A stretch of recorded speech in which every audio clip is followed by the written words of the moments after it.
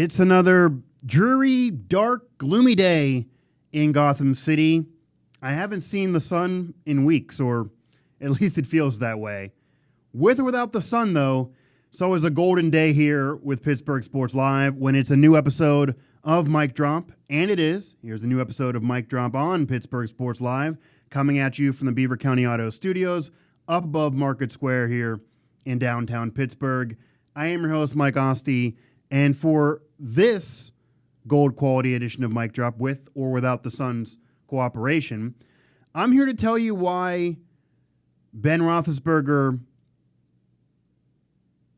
is right, is justified, and should criticize teammates if he sees it fit.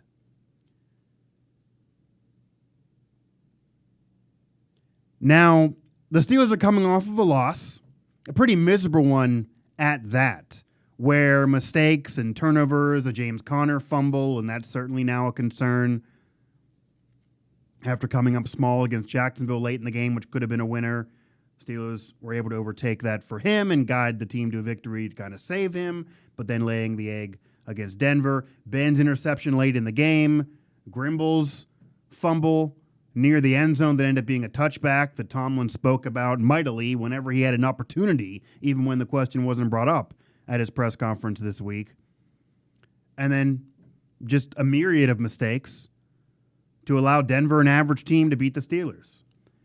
And now the Steelers, as has happened in recent seasons, may have to go on the road in the postseason, may drop down lower than they would like in positioning for seeding in the AFC. They're going to win the division, but you'd like to be higher than a 3 seed, higher than a 4 seed. You'd like to be the 1 or the 2, if not the 1, where they aren't that often under Mike Tomlin because of losing those type of regular season games against average opponents where they lose when they shouldn't.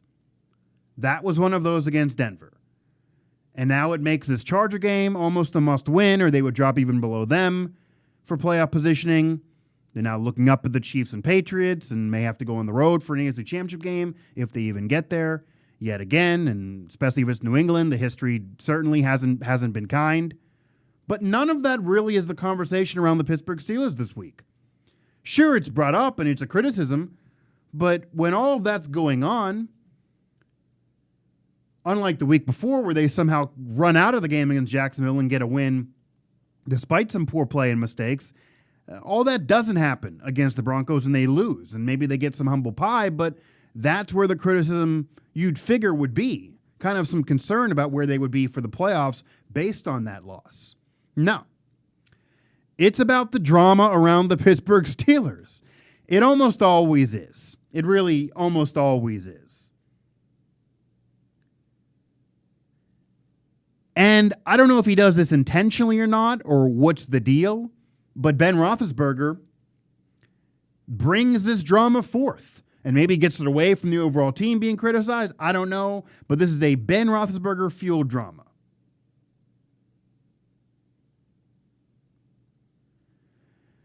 But Ben's getting some of the criticism, and I'm going to tell you why it's unjust. I mean, Ben is receiving criticism because he levied that criticism first. Ben criticized a teammate of his, as he's done for years, so none of you should be surprised any longer. It's not shocking when Ben either subtly or directly on his weekly radio hit or just in general finds a way to criticize a teammate. He's been doing it for years. Todd Haley, not a teammate, but a former coach, offensive coordinator, was his punching bag for years on that radio show where he would just throw him subtle jabs and then towards the end throw some haymakers in there. But he did it last year with Martavis Bryant, throwing some jabs, not so subtle, but sometimes subtle. Let Martavis know, when to act up, when to not, and kind of to conform because we want to win and I'm the boss. And Martavis handled it very immaturely, didn't respond well, and eventually led to his trade and no longer being a member of the Pittsburgh Steelers. Ben he's taken no prisoners. Ben has thrown these out to Antonio Brown and other superstars on the team. Didn't go at Bell too much, but made comments about players that want to be here. Wasn't afraid to go at Vontaze Burfict, an opponent, after the game and calling it typical antics. I did a show on that, so you can find it in our Pittsburgh Sports Live archives under the Steelers, under Mike Drop. And he's beginning of his career, middle of his career was more subtle, but it's been direct now. Ben, after the Jalen Ramsey game, after the Jacksonville game, he was not afraid to the media right after the game, press conference, saying how it feels good to get one over Jalen Ramsey for what he said about him prior to the season in the GQ article. Ben, it's a really, and I don't give a you-know-what type run for Ben now as he rounds out his career in the later half. So this is the Ben I don't care era. And they're no longer subtle. They're now direct. And he did one of them to James Washington. Rookie wide receiver, a lot of talent, a lot of hope, a lot of promise to really bolster this offense with a guy like James Washington. Not necessarily a necessary weapon with how many weapons they already have on the offense, but one they want to utilize, and Ben will utilize as many as he can when they have talent around him, and they do now, more than ever before, even more than last year, at least receiver-wise. James Washington is one of them. And after throwing a ball to him, looked to be a bomb, looked to be a touchdown in that game against Denver, where James Washington kind of messed it up, or at least Ben feels. Got tripped up, wasn't able to come up with the football, wasn't able to get in the end zone. And Ben felt maybe he ran right through it. Ben felt that he should have came up with it. Ben felt it should have been a catch, and Ben felt that it should have been a touchdown catch. Here it is. Ben Roethlisberger, Jeremy Fowler with ESPN, giving you the local coverage for the worldwide leader. Ben Roethlisberger shows no mercy for James Washington, who dropped a deep ball in Denver. Roethlisberger said he didn't trust his hands when trying to drive for the ball. Here's the quote. James need to run through that, and it's a touchdown, Roethlisberger said. We need him to bounce back. So Ben needs him to run through it, not get tripped up, not bungle the football. And if he ran right through it, stood upright on a ball that Ben felt was on target, Ben felt that would have been a touchdown. And he says it. Not afraid to mince any words. Says James Washington should have ran right through it, was trying to do too much, cost us a touchdown. If we scored there, we would have won the game. And now I'm paraphrasing, but this is kind of what Ben's trying to say here. Wasn't afraid to criticize James Washington.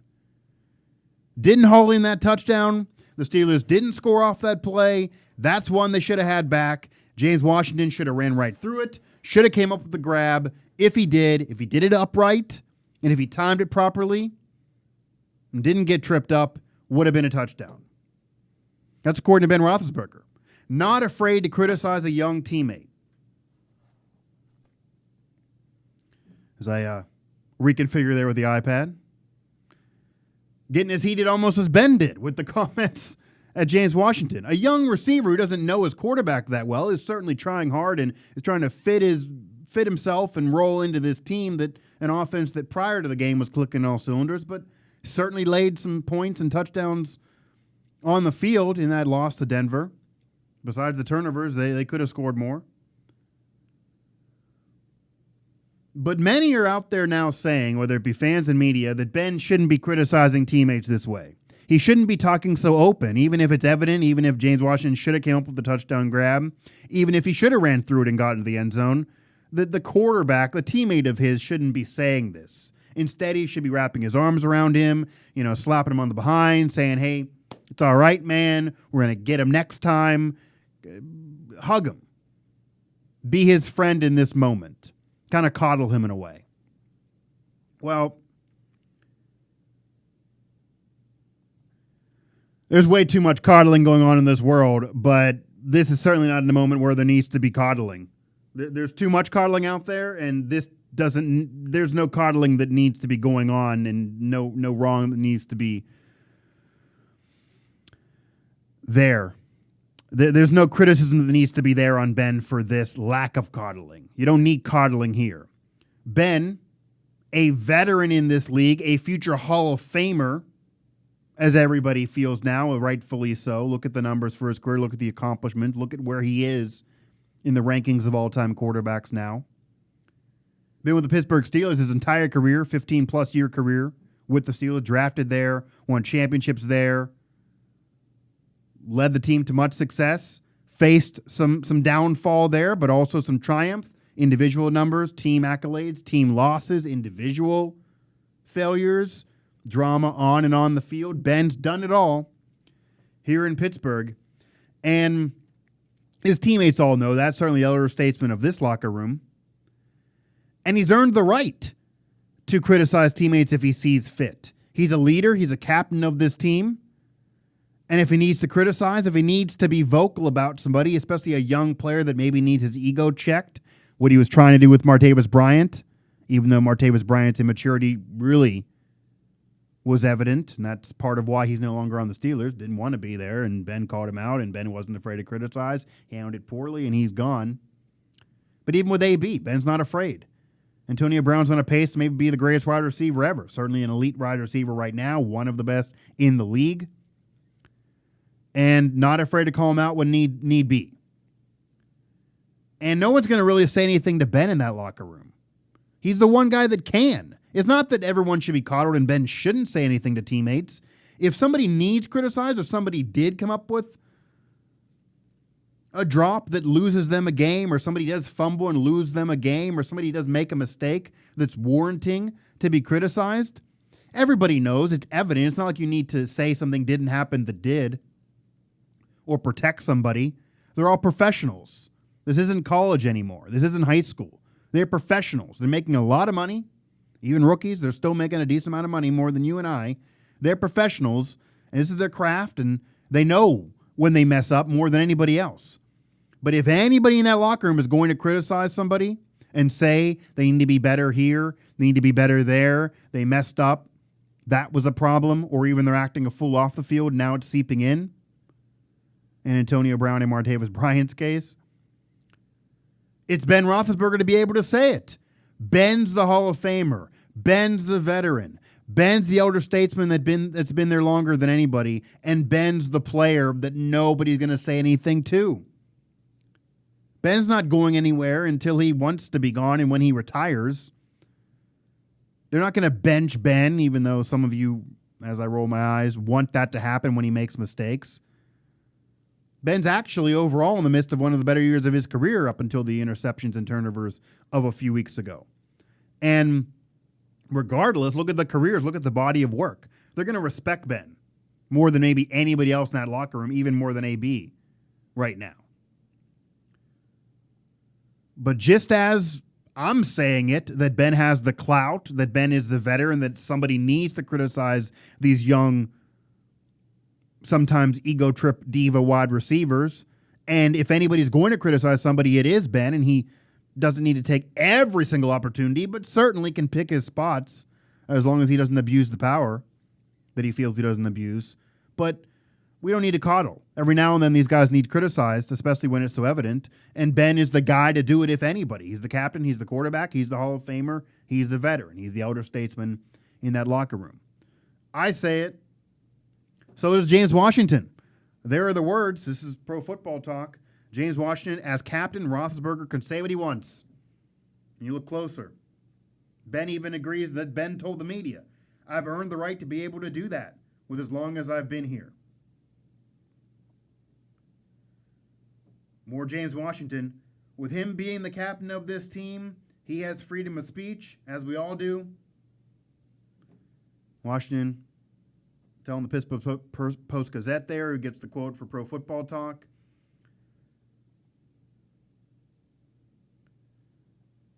Ben can do this. He doesn't need to throw people under the bus out of nowhere. I'm not going to go that far. He's done it to Haley in the past. Sometimes it was ridiculous. Sometimes you roll your eyes. He doesn't need to just throw the subtle jabs, and I understand Ben's a little bit of a media you-know-what. Ben's a little dramatic. Ben kind of likes the attention. This probably is something that he enjoys, me talking about this, the media paying attention to him. He probably wanted the attention away from the loss for the team. Maybe even away from James Conner, who also fumbled the football that could have cost them because the team loves him so much. You haven't seen Ben or heard Ben say anything to Conner yet, but maybe that'll happen if this keeps up and Conner keeps coming up short. But nobody, and that includes Conner, needs coddled. if Ben feels it in him, because he should know this team by now, even the rookies, they're midway through the season, if not beyond that now. We're well into this stretch that these rookies aren't even really viewed as rookies anymore by the players in the NFL when you're beyond the halfway point. So that includes Connor, that includes Washington, that includes players like that.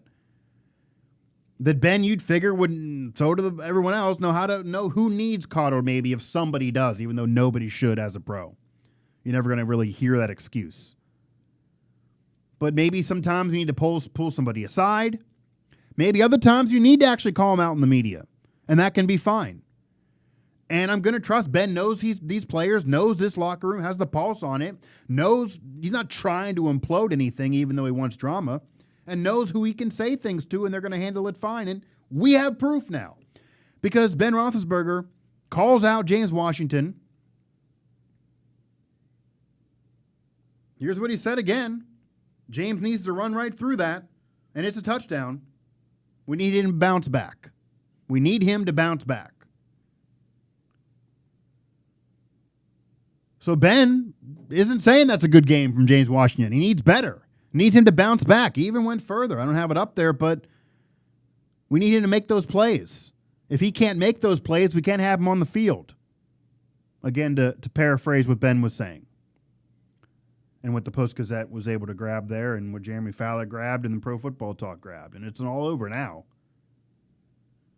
But Ben needs whoever's on the field, doesn't matter whether you're a rookie or a 10-year vet, to make plays, especially when they're there, especially when you can ride through it and then you get into the end zone, especially when you're wide open, especially when you don't make the catch off your own doing and maybe you time the ball poorly or you drop a pass that he put right there for you or you fumble it on what should have been a successful play.